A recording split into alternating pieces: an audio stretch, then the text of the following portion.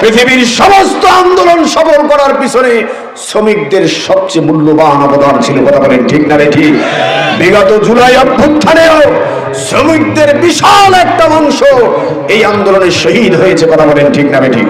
শ্রমিকের অধিকার, শ্রমিকের মর্যাদা আমার নবী দিয়েছে, ইসলাম দিয়েছে, আল্লাহর দ্বীন দিয়েছে। কথা বলেন ঠিক না ঠিক? আমার নবী বিশ্বনবী সাল্লাল্লাহু আলাইহি ওয়াসাল্লাম একদিন তরকারির বাজারে গেলেন। একজন খুচরা তরকারি বিক্রেতা বিশ্বনবী সাল্লাল্লাহু আলাইহি ওয়াসাল্লাম পিছন দিক থেকে তরকারি বিক্রেতার চোখ চিপে ধরেছেন। মাঝে মাঝে আমরা এক বন্ধু আরেক বন্ধুর চোখ চিপে ধরে মজা করি। কথা বলেন ঠিক না ঠিক? কে কার চোখ চিপে ধরতে পারে? সম্পর্ক অত্যন্ত গভীর হলে এটা সম্ভব। কথা বলেন ঠিক না ঠিক? আমার নবী বিশ্বনবী তরকারির বাজারের সাধারণ খুচরা তরকারি বিক্রেতা পিছন দিক থেকে বিশ্বনবী তার চোখ চেপে ধরেছেন। বিশ্বনবী বলেছেন, বলো তো আমি কে? তরকারি বিক্রেতা বলে, বিশ্বাস করো আমি তোমাকে চিনতে পারি নাই, দয়া করে পরিচয় দাও। তখন নবী কিভাবে পরিচয় দিয়েছেন জানেন? আবার নবী বিশ্বনবী তখন বললেন, আমি তোমার চোখ চেপে ধরেছি, আমি তোমার বন্ধু, আমি তোমার দোস্ত মুহাম্মদ। বিশ্বাস করেন, চোখটা খোলার সাথে সাথে ওই লোকটা যখন বিশ্বনবীকে সত্যি সত্যি সেখানে দেখতে পেল, ওই তরকারি বিক্রেতা পাগল হয়ে গেছে, উন্মাদ হয়ে গেছে। মদিনার অলিতে গলিতে প্রত্যেকটা বাড়ির দরজায় দরজায় গিয়ে মানুষকে ডেকে ডেকে বলে, তোমরা শুনছো নাকি, তোমরা শুনছো নাকি, আমার নবী আমাকে বন্ধু বলেছে, আমার নবী আমাকে দোস্ত বলেছে। আল্লাহু আকবার বলেন। লোকটা পাগল হয়ে গেছে, বলছে আমার নবী আমাকে বন্ধু বলেছে। আল্লাহু আকবার বলেন। এ হচ্ছে আমার নবী। এই নবীর আদর্শ থাকতে দুনিয়ায় অন্য কোন নেতার নামে স্লোগান দেওয়া জায়েজ নাই। কথা বলেন না কেন? এই দুনিয়ায় নেতা একজন, তিনি আমার নবী তোমার নবী, আমার নেতা তোমার নেতা, বিশ্বনবী মুস্তাফা। কথা বলেন ঠিক না ঠিক? কোন নেতার নামে স্লোগান দিছে?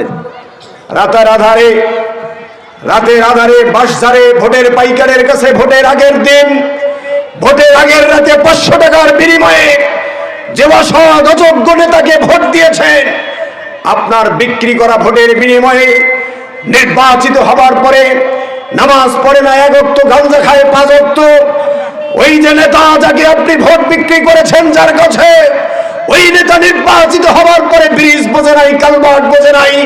ওই নেতা নির্বাচিত হবার পরে মসজিদ মন্দির গির্জা বোঝে নাই, কবরস্থানের টনের টাকাও মারি খাইছে। কথা বলেন ঠিক না ঠিক? ওই যে কবরস্থানের টনের টাকা মারি খাওয়া নেতা, ওই রোডের বদলে বাস দেওয়া নেতা, ওই মসজিদের টনের টাকা মারি খাওয়া নেতা, কিয়ামতের দিন ওই নেতাকে হাজির করা হবে। ওই নেতার বুকের উপরে পাড়া দিয়া নেতাও জাহান্নামে যাবে, আর ভোট বিক্রি করা কর্মীও জাহান্নামে যাবে। কথা বলেন ঠিক না ঠিক? অনেক মানুষ কি কয় জানেন? কইছে মোর একটা ভোট মুই কাক দাও দাও। কি আছে না নাই? কইছে মোর একটা ভোট মুই কাক দাও দাও। কি একটা ভোটের কারণে আল্লাহ না করুন এই ভোট যদি ওই ডাকাত পাইছে, যাই ব্রিজ খাইছে, তাইলে ওর ব্রিজ খাওয়া গুনাহ তোর আমলনামা তো লেখা হবে। কথা বলে এত সোজা মনে করছেন? এত সোজা? হ্যাঁ আমার ভাইরা, সুতরাং আল্লাহর গোলামি এক জায়গায় না সব জায়গায়, আল্লাহর গোলামি এক জায়গায় না সব জায়গায়। আমার ভাইরা, শ্রমিকের অধিকারের ব্যাপারে ছোট্ট একটু কথা বলতে চাই। শ্রমিকের অধিকার মস্ত বড় কঠিন জিনিস। এই দুনিয়ায় শ্রমিককে ঠকানো যত সহজ, দুনিয়ায় আর কাউকে এত সহজে ঠকানো যায় না। কথা বলেন ঠিক না বেঠিক? 20 টাকার ছিঁড়া নোট 3 দিন ধরে পকেটে ঘরে কাউকে দিয়া চালাইতে পারেন নাই। রিক্সাওয়ালাকে ভাড়া দেওয়ার সময়, ভ্যানওয়ালাকে ভাড়া দেওয়ার সময় 20 টাকার ছিঁড়া নোটটা টুকলা করিয়া রিক্সাওয়ালাকে মারি দিছে, এরকম নামাঞ্জিও আছে। কথা কন না কেন? টাকা 20 টাকা মারি দিয়া কছে বাবা বাসনুরে আছে না নাই? 20 টাকার ছিঁড়া নোট দুনিয়ার ঠকানোর লোক পায় নাই, রিক্সাওয়ালা ঠকাইছে, আর ঠকিয়া কইছে জিতে গিস। আরে আমার ভাইরা শোনেন, পরিষ্কার বক্তব্য শোনেন। আমার নবী বিশ্বনবী বলেছেন, জীবনের শেষ বাক্য বিশ্বনবীর, আমার নবীর জীবনের শেষ বাক্য মৃত্যু শয্যায় শায়িত নবী বলেছেন, আসসালাত আসসালাত ওয়ামা মালাকাত আইমানুকুম, নামাজ ছেড়ো না, নামাজ ছেড়ো না, আর তোমার অধীনস্থ দাস দাসী শ্রমিক যারা তাদের অধিকার নষ্ট করো না। আল্লাহু আকবার।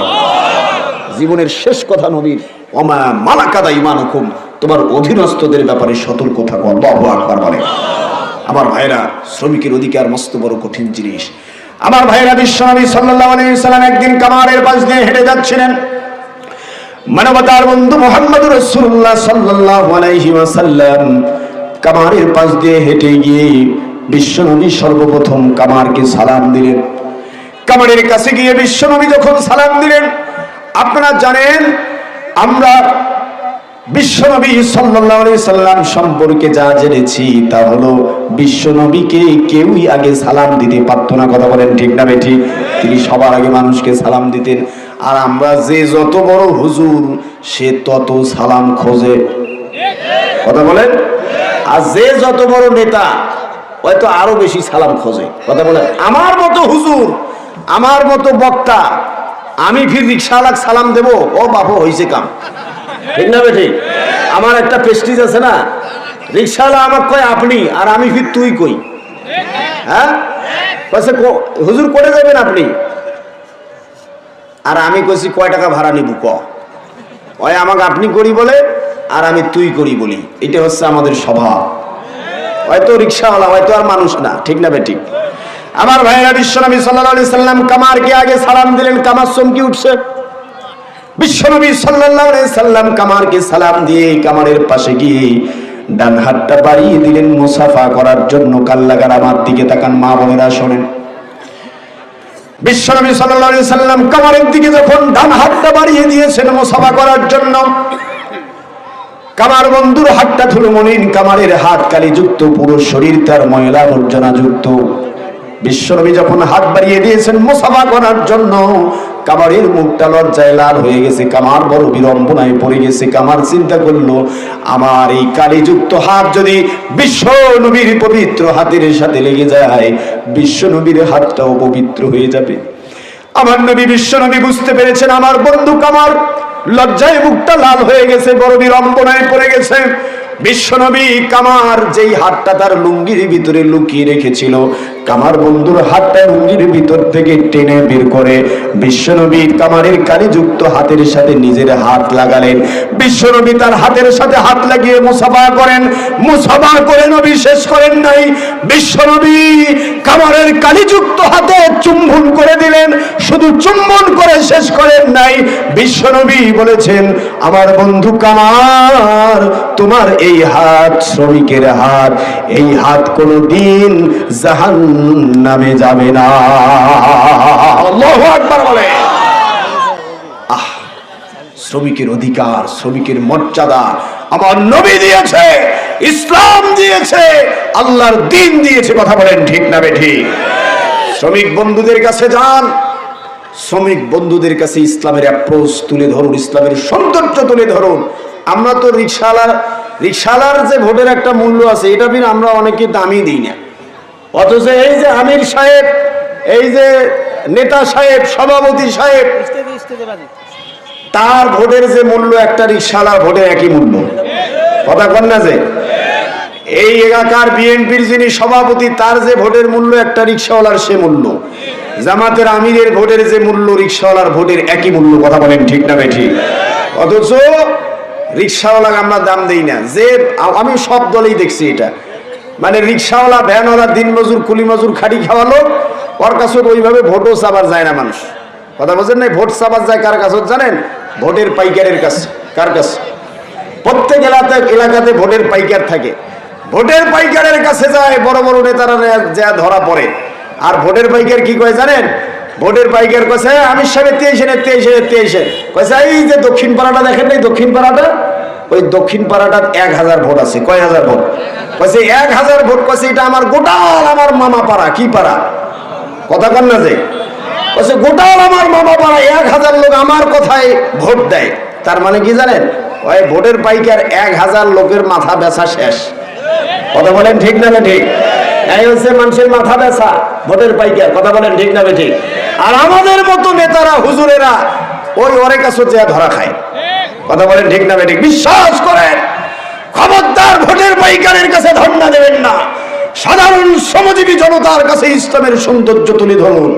আমার ভাইরা, আমি বিশ্বাস করি এই শ্রমিক বন্ধুরা যারা একবার যাকে বুক দেখায়, শ্রমিক বন্ধুরা তাকে কখনো পিঠ দেখায় না। কথা বলেন ঠিক না ঠিক? পৃথিবীর সমস্ত আন্দোলন সফল করার পিছনে শ্রমিকদের সবচেয়ে মূল্যবান অবদান ছিল। কথা বলেন ঠিক না ঠিক? বিগত জুলাই অভ্যুত্থানেও শ্রমিকদের বিশাল একটা অংশ এই আন্দোলনে শহীদ হয়েছে। কথা বলেন ঠিক না ঠিক?